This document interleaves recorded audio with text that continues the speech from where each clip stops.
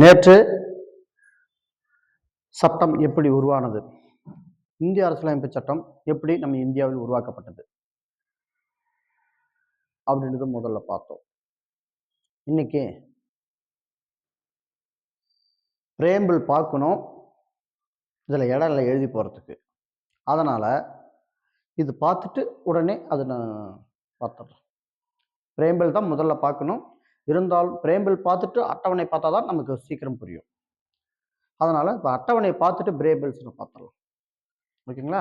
சின்ன மாற்றணும். அந்த வீடியோ ஃபஸ்ட்டு போட்டலாம், ரெண்டாவது வரும். ஆனால் இப்போ நடத்தும் போது கரெக்டாக குறைய வந்துடும். ஓகே. இந்திய அரசியலமைப்பு சட்டம் பிரேம்பிள் வந்து எடுத்தது. பிரேம்பிள் உடனே 12 அட்டவணைகள் சொல்றாங்க. இந்த 12 அட்டவணைகள் அடைக்கப்பட்டு தான் நம்ம இந்திய அரசியலமைப்பு சட்டம் உருவாக்கப்பட்டது. ஃபர்ஸ்ட் அட்டவணை எதை பத்தி குறிக்குதுன்னா, ஆர்டிகிள் 1 to 4. நம்ம இந்தியாவில் மொத்தம் எத்தனை ஸ்டேட் இருக்கு, இந்தியா என்ற வரையறைக்குள் எத்தனை பகுதிகளாக, எத்தனை மாவட்டங்களாக, எத்தனை மாநிலங்களாக, எத்தனை ஒன்றியங்களாக பிரிக்கப்படுது, அதுதான் அதனுடைய பற்றி விளக்கமாக சொல்றதுதான் இது. அப்ப ஒரு நாட்டினுடைய எல்லை பரப்பை கூட்டவோ அதிகரிக்கவோ பிரிக்கவோ அதிகாரம் யாருக்கு உண்டு? பார்லிமெண்ட்டுக்கு. அந்த பார்லிமெண்ட்டுக்கு யாரு அதிகாரம் சைன் பண்ற அத்தாரிட்டி? ஜனாதிபதிக்கு. அவர் நினைச்சால் அந்த வேலையை அவர் பண்ணலாம். அதுதான் state and unions, territorials and their the territorial extent பண்ணவோ புதுசாக மாற்றி அமைக்கவோ செய்ய அதிகாரம் உண்டு, குறைக்கவோ அதிகாரம் உண்டு. But include one of the state தான். நாட்டுக்குள்ளேயே தான் ஒரு பகுதி ஊற்றுறது குறைக்கிறது செய்ய முடியுமே தவிர அதர் கண்ட்ரிக்கு விட்டு கொடுக்குற அதிகாரம் பவர் ஜனாதிபதி கிடையாது. அந்த அதிகாரம் கிடையவே கிடையாது. அதை மனசுல வச்சுக்கணும். அதை பற்றி சொல்றதான் ஃபர்ஸ்ட் ஷெட்யூல் அட்டவணை. செகண்ட் ஷெட்யூல் என்ன சொல்றதுன்னா, ஆர்டிக்கல் 59, 65, 75, 97, 25, 125, 148, 158, 164, 186, 221 இந்த ஆர்டிக்கல் சம்பந்தப்பட்டது சொல்லப்பட்டது. சரி, அது அப்படின்னா என்ன சொல்லுதுன்னு கேட்டா, salaries allowance constitution of the authorities, அரசமைப்பு சட்டத்துக்கு உட்பட்டு பதவி வகிப்பவர்களுடைய சேலரி பற்றி தான். அப்ப யாரு அவங்க? ஜனாதிபதி சம்பளம், பிரைம் மினிஸ்டர் சம்பளம், சபாநாயகர் சம்பளம், மினிஸ்டர் சம்பளம், கேபினட் மினிஸ்டர் சம்பளம், கவர்னர் சம்பளம், சிஎம் சம்பளம், ஸ்டேட் கேபினட் மினிஸ்டர் சம்பளம், அவரை பற்றி தான் அலவன்ஸு படித்தொகை பற்றி தான் சொல்லப்படும். அடுத்தது ஷெட்யூல் 3. ஷெட்யூல் 3 என்ன சொல்றதுன்னா, forms of the oaths of nations, அவங்க பதவி ஏற்பதுடைய நடைமுறையை பற்றி பதவியேற்பு பற்றி சொல்கிறது ஷெட்யூல் 3. ஷெட்யூல் 4 என்ன சொல்றது? அலகேஷன் ஆஃப் சீட்ஸ் இன் த ராஜ்யசபா. ஒரு நாட்டுக்கு நம்ம நாட்டில் ராஜ்யசபா சீட்டு எத்தனை இருக்கு, எத்தனை இருக்கணும், அதைத்தான் அவங்க சொல்றாங்க. ராஜ்யசபா சீட்டு பத்தி சொல்றது. ஓகேவா? ஒரு தொகுதிக்கு அப்ப என்ன பண்ணா, ஒரு மாவட்டத்துக்கு 6 தொகுதினா அப்ப 6 மாவட்டத்துக்கு ஒரு ராஜ்யசபா எம்பி. அப்ப இந்தியாவில் மொத்தம் எத்தனை மாவட்டம், அந்த மாவட்டத்தை பத்தி சொல்றதுதான் இந்த ராஜ்யசபா எம்பி. ஓகே. அடுத்தது schedule 5, administration and control of the scheduled areas, scheduled tribals.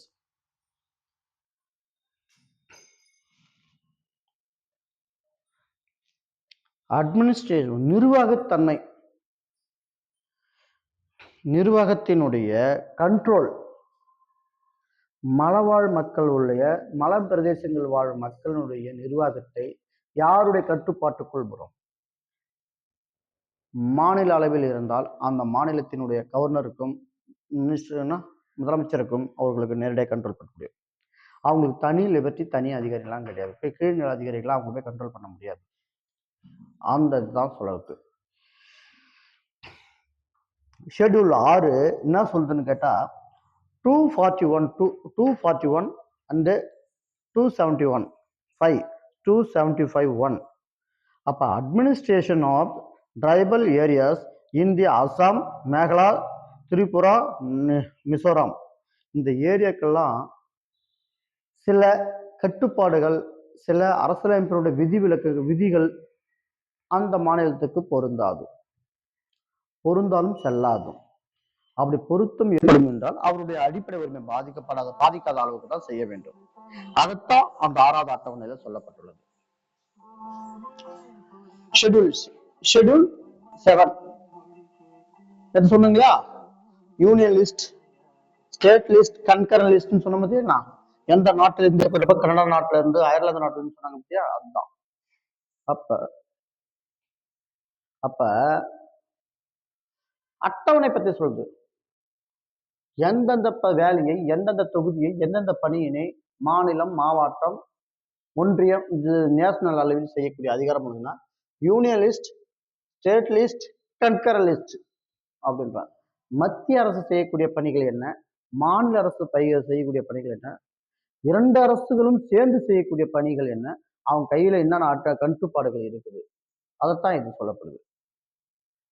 அடுத்தது ஷெட்யூல் 8. ஷெட்யூல் 8 என்ன சொல்றதுன்னு கேட்டா ரெகக்னிஷன் த லா வேஜஸ், ரெகக்னிஷன் இந்த லாங்குவேஜஸ், சம்பளம் தொழிலாளர்களுடைய நலன் கருதி அங்கீகரிக்கப்படுகிறது. தொழிலாளர்களின் நலன் கருதி ரெகக்னிஷன் த வேஜஸ்.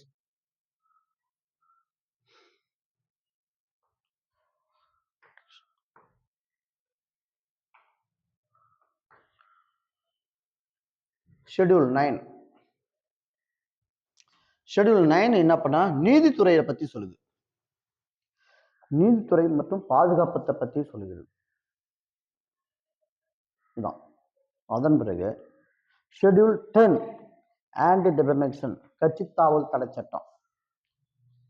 ஒரு கட்சியில கூட்டணி இருப்பாங்க, இன்னொரு கட்சியிலேருந்து எம்எல்ஏ பதவி வாங்கிட்டு டக்குன்னு வேற கட்சிக்கு போயிடுவாங்க. அந்த பதவி போயிடுச்சுன்னா அதுக்கு போயிடுச்சுன்னா ஆன்டி டெபெக்ஷன் போடுவாங்க, இல்லை கட்சித்தாவல் தடை சட்டத்தில் போயிட்டு அவங்க பதவி ராஜினாமா பண்ணுவாங்க.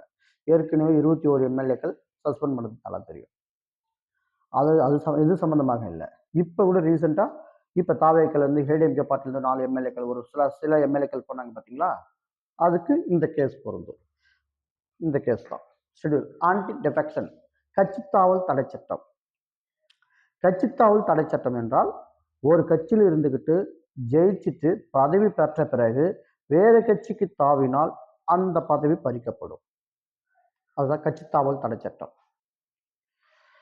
இது ஆர்டிகல் 191 சப்கிளாஸ் 2. இந்த ஆர்டிகல்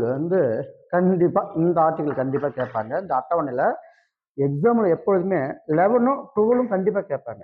காரணம் என்னன்னா schedule 1 act 243G power of the authority function of the panchayat raj, gram sabha, நகர சபான்னு சொல்றேன், நகரபாலிகா.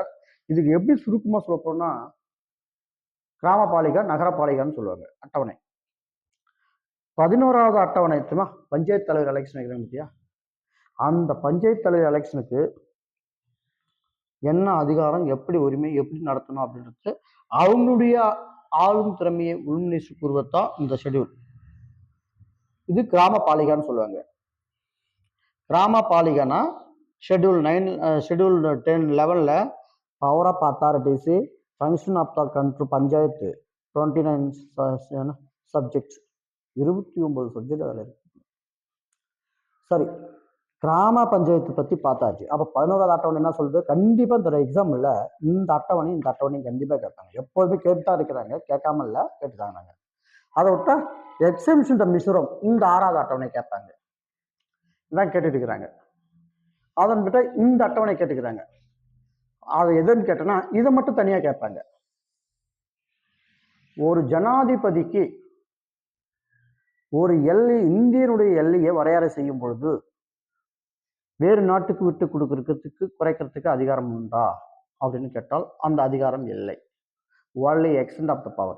இன்னொரு விஷயம், தனது நாட்டுக்குள்ளே ஒரு எல்லையை வரையறை செய்யும் பொழுது கூட்டவோ குறைக்கவோ அதிகாரம் உண்டு. But not live to another countries, அதுக்கு மட்டும் அதிகாரம் இல்லை. அது மிக மிக மிக மிக கொடுமையானது. தன்னுடைய நாட்டினுடைய எல்லை பகுதியை விட்டு கொடுத்தால் அந்த நாட்டு ஜனாதிபதி, அந்த நாட்டு அரசன் சரியில்லை என்ற பொருள். அதுதான் ஆக்கிரமிப்புன்னு சொல்லுவாங்க பேர். அது மாதிரி விடக்கூடாது. அதனால தான் இன்னைக்கு காஷ்மீர் எல்லையெல்லாம் நமக்கு இந்த மிலிட்டரிகளை போயிட்டு இன்னைக்கு பல்வேறு ஆயுதங்களை வாங்கி கோடிக்கணக்கில் ஆயுதங்களை வச்சுருந்து இன்னைக்கு போர் புரிஞ்சுட்டு இருக்கிறாங்க. ரைட். அடுத்து 12வது அட்டவணை, power of action, function of control municipalities. 18 subject. கிராம பஞ்சாயத்து பற்றி சொல்லப்போனால் 29 சப்ஜெக்ட் பற்றி அவங்களுக்கு உண்டு. நகரபாலிகா பற்றி சொல்லப்போனால் 18 சப்ஜெக்ட் பற்றி அவங்க அதிகாரமாக அவங்க பணியாற்ற செய்யப்படுது. அப்போ நகரப்பாலிகை என்னன்னா கவுன்சிலர் தான், மேயர், கவுன்சிலர், பேரூராட்சி தலைவர்கள், மாவட்ட கவுன்சிலர்கள் அப்படின்னு சொல்றதா இவங்க நகரப்பாலிகை. மெட்ரோபாலிட்டன் சிட்டியில் நகரப்பாலிகை என்று சொல்லுவாங்க. பேரூராட்சி, நகராட்சி இவங்களுடைய தேர்ந்தெடுக்கப்பட்ட ஹோம் மினிஸ்டர் உள்ளாட்சி தேர்தல் தான், அதை பற்றி சொல்லக்கூடியதான் இந்த தேர்தல். அவங்களை பற்றி தான் இந்த வார்த்தை சொல்லப்படும். ஓகே. அடுத்து ஜஸ்ட் ஒரு 5 மினிட்ஸில் பிரேபிள்ஸ் பார்க்கணும். ஏன்னா பிரேபிள்ஸ் தான் முக்கியம்.